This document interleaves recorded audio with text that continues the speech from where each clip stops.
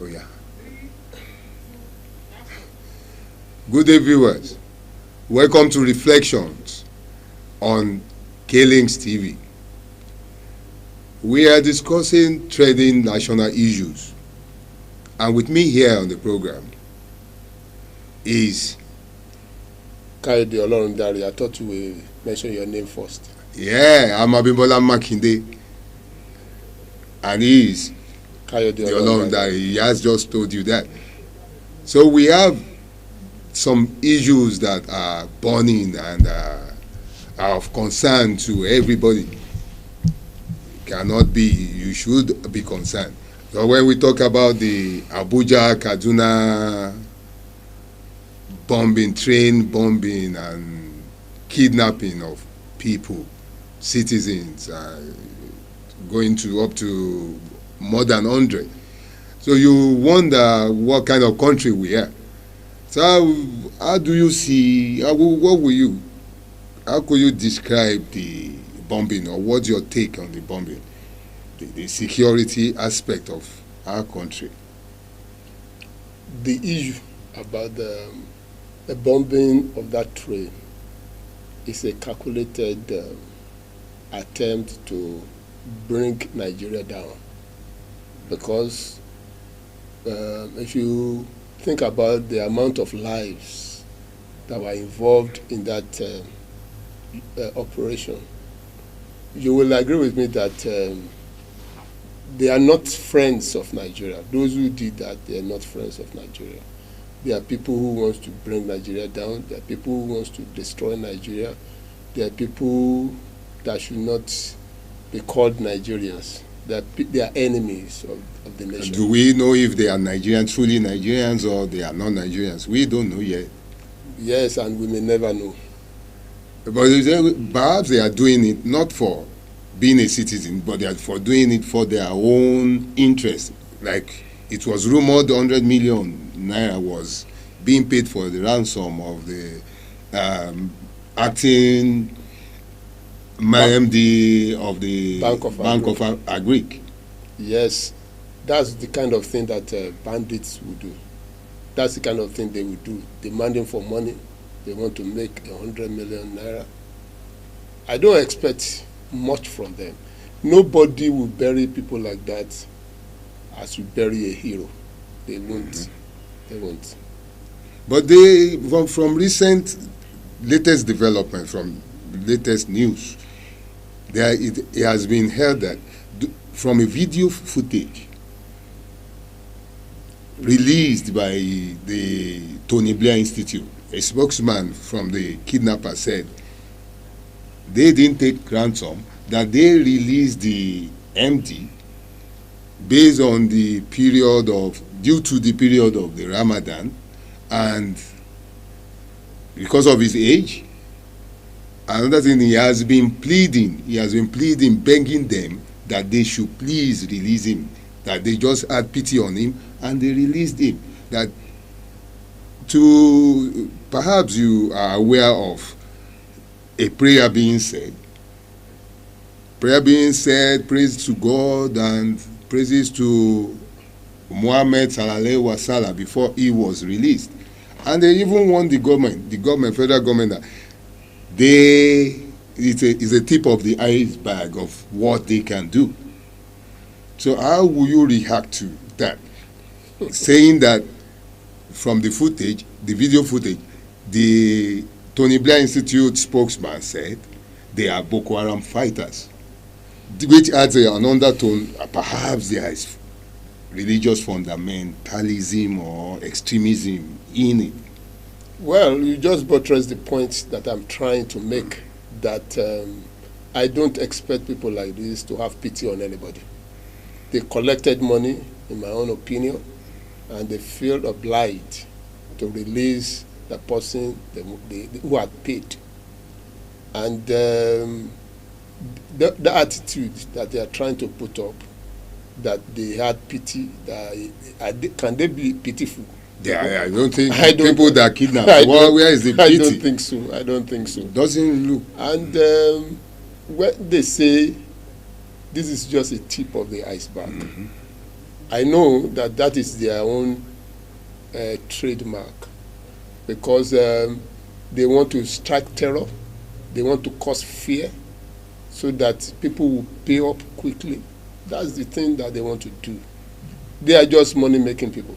Okay, what will you say to the disruption by could it should be the same kind of people? In a space of time, there was an attack at the Kaduna airport where a plane was trying to they disrupt the flying of a plane before the army. The army now had to drive them away. Within the next few days, the train was bombed. So what will be their motive by going to the airport? Was it for ransom? No. Was it to kidnap more people and take ransom? You can understand this kind of people. They were trying to seek attention. They were trying to come into the news in a big way. They want the public to know about them, because Boko Haram, government was winning the war against Boko Haram, and I guess they are trying to retaliate, to gather themselves together again and come out in a big way. These are all the things that they are doing, and they want to leave Sambisa forest and come out in Kaduna forest. That's the kind of thing that they are doing. And if they go to the airport first to attack the airport, and they were unsuccessful, and had to come and an alternative is to come to the train. If they cannot bomb the plane, then they can bomb the train. What government needs to do is to beef up security. We should not leave things to chances again. We should be able to think ahead of them. We should be able to think ahead of them. We shouldn't wait until they strike. We should be able to preempt them. And we should be flushing them out of the country. Of course, we should be hearing news about chasing them away from different places. That's not, we shouldn't be hearing news of them attacking. Attacking them. We have to say, government is at the military situation, we are at the control. I mean, Nigerians should be hearing news of, okay, Boko Haram has been flushed away, like we heard it when the APC led, the Buhari-led APC, President Buhari-led APC government came in, where the Boko Haram guys had already hoisted flags in some local governments and some towns where they were chased away. So all the remnants of them should be flushed out. That's what the news we want to hear in Nigeria, not attacking people. And we still have to come to this, sir. What about the insecurity in other states? There have been attacks by bandits. We have an Islamic sheikh by Gilgumi that went there and meet them. Where are these people? After attack, do they go by flight? I don't understand. Do they move by flight? Or are they in a place where within Nigeria that you cannot, the military, the security operatives, our security operatives cannot identify? It is very obvious that they have moved away from their location of operation, that is Sambisa Forest. And right now they are more prominent around Kaduna area. They will come to Kaduna area because you know that the people of Kaduna have been at war with one another. Uh-huh. There are tribal issues there. There are religious issues there. So they always want to come to the spot where people will take the attention of government away from them. Oh, I'm not even saying that. I'm only saying that after the attacks, like we are not even saying that nobody knows that there is no government that will say an attack will be carried out here at times. Or most times, like the Boston Marathon in America. It was through video footage that those guys were identified and apprehended. Now, here, where are these people? After the attack, some hours later, they must have gone to some place. Where are they? Do they just get away and disappear and come back and appear again? No. Don't they have a place, a base where the security operatives can go and attack them, like 2 hours after the attack or 3 hours after that? Then you don't hear anything. No, none of them is being caught. It's only news about, okay, we flushed that some of the Boko Haram or the bandits have been killed by, so which we don't see, only hear the news. Well, you don't. These people are professional terrorists, and they must have a very good plan on ground before they started. If you put yourself in their place, you know that if you want to do this kind of things, you must have like 4 or 5 plans on ground. And it will take a short while for the security to respond to what they are doing. Right now, I can imagine the security operatives, all the key places in Kaduna, they will try to first of all secure it. It's a good thing that they came to the airport, they were repelled. Mm-hmm. But, you know, they went after a train inside the bush where to provide security in that place will be very difficult. That's the kind of places they will be looking for. Now, but the Minister of Transport said he had already passed. Perhaps they will now go back to what he said, the kind of digital, so that he had emphasized such attack. Mm-hmm. But perhaps some people at the top, nobody knows how. But those things are expensive. You can't do those things based on just mere rumors. Okay. You have to have certain facts before you start. I mean, because if you want to put surveillance cameras along the track between Kaduna and Abuja, you can't. It's not small money. Then you need lights. You need lights, and in fact, you need personnel also. So if you are going to embark on those things, it's not going to be based on mere rumors. You just have to, have facts.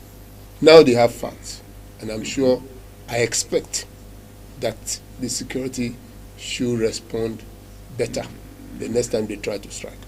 And like the challenge you threw in the first place, that where are they? Where are they? They are not ghosts. So I expect that the next few days we expect a response from. On security, now let's go to the trending, what we are moving towards 2023. How they say here in Oyo State, the number one citizen in Oyo State, Engineer Seyi Makinde, the governor, has declared his interest in seeking for a second term in office. What's your take on that? Well, my take on it is that he has a chance. That's his privilege. Yes, he has a chance. What I mean is that he has a chance to win a second time in Oyo State. Okay. It's not something that happens often, that a governor will repeat office in Oyo State. Except it's Ajimobi that started it. And then what will expect that it's going to be difficult. How do you mean it's going to be difficult?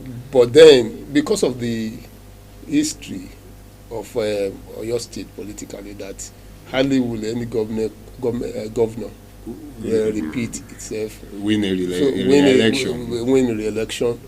One person had done it. I mean, he will be willing to do it. So any other person can do it. And you know that in Oyo State, in Nigeria, you win election in different kinds of ways. In Zamfara, somebody won an election because the other party did not do their primaries. Yes. They don't do their primaries very well. Even though they won by over 400 votes, but then they couldn't govern. So anything can happen. Yes. The opposition, there's just one main opposition party that can stop him, and that is the APC. Are they together? Do we see the APC moving, having the clout? Do they have the clout right now? Because the APC seems to have crisis within the APC itself. Perhaps the PDP too, in Nigeria, but has their own crisis too. But we used to talk about power of incumbency. That power of incumbency, that one, the engineer Seyi Makinde could use the one. He has the resources. He controls all this. I want you to explain to me what you mean by the power of incumbency. I don't know. Let's say he controls the machineries of the state. He controls INEC. He doesn't control the INEC. He controls APC. It doesn't control APC, but So- APC itself, are APC they united? You know, they said, united we stand, divided we fall. Let me tell you something. Politicians are a different breed of animal. They may be disunited today. Tomorrow, They may come together. No permanent friend, no permanent foe. Because they know what is at stake. And this is what they've been doing over and over and over. And so you should talk about the performance. I think the performance is what could guarantee you not 100%. It could guarantee you, let's say, 70-80% of coming back. When you are talking about performance of this incumbent governor, Seyi Makinde, I also want to talk about the expectation of the people of Oyo State. I think the expectation of the people of Oyo State on Seyi Makinde is very low. And it's riding on that fact. They are not expecting him to perform extraordinarily too good. And because if you want me to assess him, I don't see any reason why anybody would want to ask him to come and do a second term. Now, we talk about infrastructure Yes, I don't development. know. That's exactly what I'm saying. What are the infrastructures that he has put in place? We have parks. We have modern parks now. We have modern parks everywhere. Parks, you said, not Motor parks. Not university campuses. What about roads? He had the credit of winning Lautech back for the state. He is seeing more of putting lights, traffic lights, so that there will be security, people will be more secure. He has this, and he has been moving around with other projects that you see in road constructions and Ajia. Then you see Moneyat is saying, which most of the things, these are the things that the people will really want to see. So in terms of performance, he has done. Ordinarily, I feel that people will want to see more than just that. Okay. You understand? But if that's all they want to see, and they are satisfied with that, then that's what I mean when I say that the expectation of the people of Oyo State over him is very low. Because you go to the schools, the public schools are, I mean, they're not really anything from to what write the SGB, the schools governing board, I think I just read it some time ago where a chieftain of the APC was saying that he has come back to the SGB that was started by Ajimobi. Well, if he can do that, I wouldn't call that foolishness, because if you see something working, you have to and you but he stopped it at a time. Then it was foolish. But now he's coming back to his senses because he thought he could get the health insurance too was laid down by Ajimobi government. Has he improved on it like you said he should build on? That's exactly what I'm saying, that the expectation of the people, to my surprise, is low for him. When Ajimobi became governor, I know what he was like. He became the president of Nigeria, that he was going to, people expect that he would do, and at the end of the day, they were never satisfied. They weren't satisfied even because after 8 years, he was too harsh. He's dead.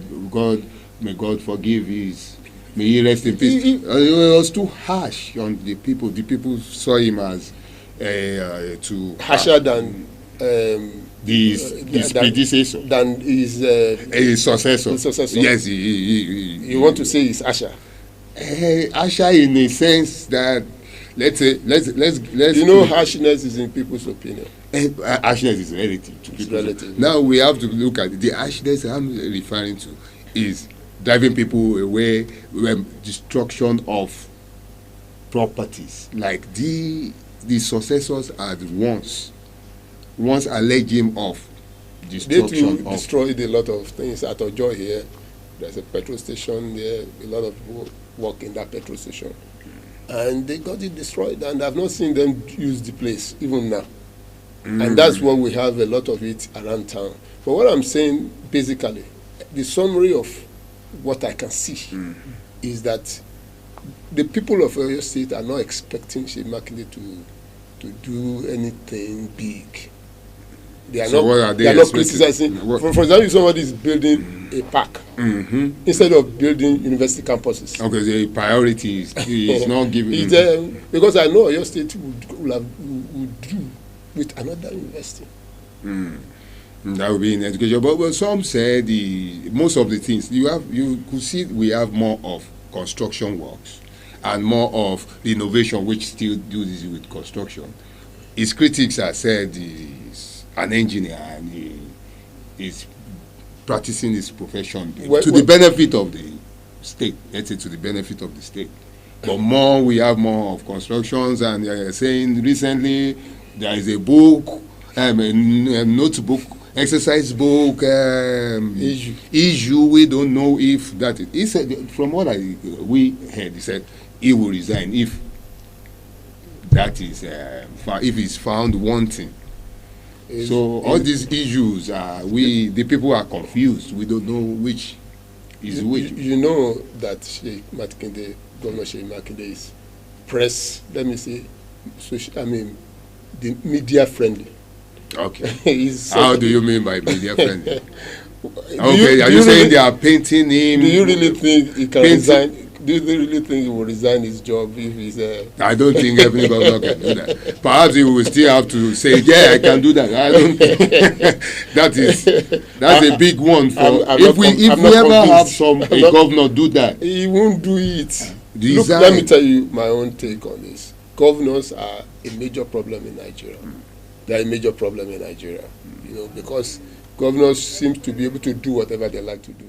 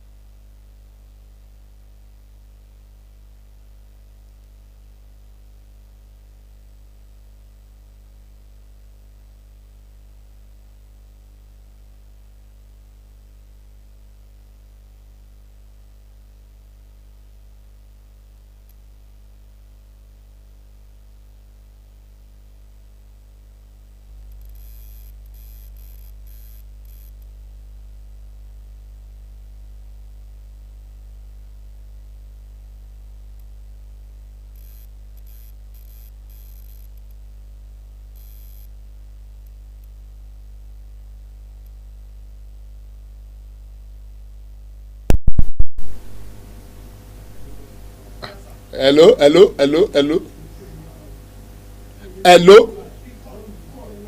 Yeah. Now it's all about his ticket. He's winning the second term ticket. He will win the second term since he is the leader of the party in the state. And the only candidate. And the only candidate. We've not. Perhaps somebody else will come up. Perhaps. So let's leave that till then. Another one that is more important, the crisscrosser, the Jagaban of Bogu, Bola Ahmed Tinubu, Asiwaju Tinubu. I have not, from my own view, I've not seen. It's been years. I was perhaps after Abiola. We've not had that kind of charismatic politician, presidential aspirant moving majestically, like he knew he had already prepared for what he wants to do. Like when we had Yaradua. Yaradua never came out. He was called upon. We had even the former president Oba Olusegun Obasanjo was called upon. He doesn't have a political structure. He was called upon. Goodluck Jonathan too never had a political structure. He was called upon too. Now, Buhari had a political structure. He was coming from ANPP, CPC, now merged with ACN and CPC, major parties with other parties, the major parties in APC now. So we are the president. Then we could say, okay, this one had the intention, the intention came from him himself. Now we, like Abiola, like we Awolowo, like we have Zik, like now there's another person like that. But there are a lot of things people are saying about this man. Nobody would say, not one, nobody, he doesn't need any introduction for any ethnic nationality. This is, do you know Asiwaju Bola Ahmed Tinubu? That name rings bell everywhere. How do you see him? Well, if I understand your question very well, what I would say here is that my observation, which I want you to yes, I understand. I would just say that everybody cannot like him. You don't expect everybody to like him. That is a normal thing in life. So those who do not like him, they have a right to not to like him, and to speak up that they don't like him. And not everybody will want him. Yes. And you don't expect everybody to. Those who do not want him, they will also say that they don't want him. But there are no other people, contestant except for Atiku, who is contesting with him. But there's another one. I mean, Rabiu Kwankwaso. Let's talk about serious ones. Let's talk about serious ones. Okay. Let's talk about serious ones. I think I don't think Rabiu Kwankwaso is a serious contestant. I don't think so. I know that these two you have mentioned, Atiku. I mean, with another person coming from, I don't know. It's like the news I had this morning saying that Peter Obi is not going ahead. These three. He said it's not a do or die affair. He said he is not crazy about being the president. That he might not even contest. Not that he might not contest. Just has he got a form? I've not heard that. I don't know. I'm not aware about that. That's it. So, but the truth of the matter is, who are talking about Bola Ahmed Tinubu specifically. I will tell you that it's not everybody that will like him, and it's not everybody that will support him. And but what he needs is the highest number. The majority. The highest number of. It may not even be the majority, but it may just be the highest number of votes. It will be enough to see him through, because you have like five.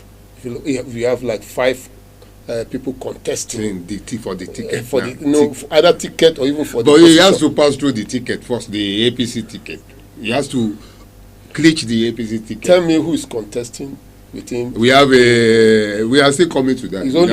We have a woman that joined the race. Okay. Yes, thank God. The APC has the women. We have these women saying that they are being marginalized. They want equality. They should see that a plus from the APC now. That the woman are contested. Nobody is stopping women from doing what they want to do. Nobody stopped Funmilayo Kuti from being the first woman to drive a car. So let's go on with the Jagaban story. By the way, I vote for the woman. You prefer the woman? Not necessarily prefer. Okay, we will see the woman. I would just want to encourage. To sacrifice the development of the country. She will have my vote. Sorry, you won't consider the capabilities. You won't weigh the credentials. You won't weigh how far and the pedigree. We cannot run away from sentiments also. Okay. You'll be sentimental in your decision. My mother is a woman. So yeah. And I have a wife who is also a woman. Okay. And I have a daughter. So because of those three people, you can join the women and are saying that they need equality and the men are marginalizing them, that they want equality. Then you join them, be their spokesman. If the men are not marginalizing them. They wouldn't say that. Ah, They say it because they feel marginalized. I don't think they were marginalized. I mean, I'm not against them being whatever they want to be, but I only But want them. do you honestly see a woman president in Nigeria in 2023 or even 2027? No, that one I can't predict that. What I only say is that anybody that wants to be anything has to work for it. They should encourage their women folk to move toward into politics too. Like we have this, they should move into politics too. Nobody is stopping women. Yeah. Okonjo-Iweala, Dora Akunyili, the Funmilayo Kuti, even Professor Wole Soyinka's mom. All these women are another is the Cicero of Esauke, the late Chief Bola Ige. The late Chief Bola Ige was a lawyer, and his wife of blessed memory, Atinuke Ige, is a judge. So in a court of law, Chief Bola Ige is handling a case in a court of law. To you women, you should see that. So you move yourself. Nobody's stopping you. Bola Ige will have to address his wife as my lord. No, nobody will put Bola Ige's case. I'm only saying if you have to, based on their levels, a judge and a lawyer. Okay. So if perhaps it happened, if Bola Ige will have to address his wife as my lord in any case. So the women, it's a challenge to you. It's you yourself. Move, talk to yourself, move into policy, encourage yourself in the National Assembly right now or in the State House of Assembly. How many are you there? How many are the women? You be our mothers, our sisters, our aunts, our wives.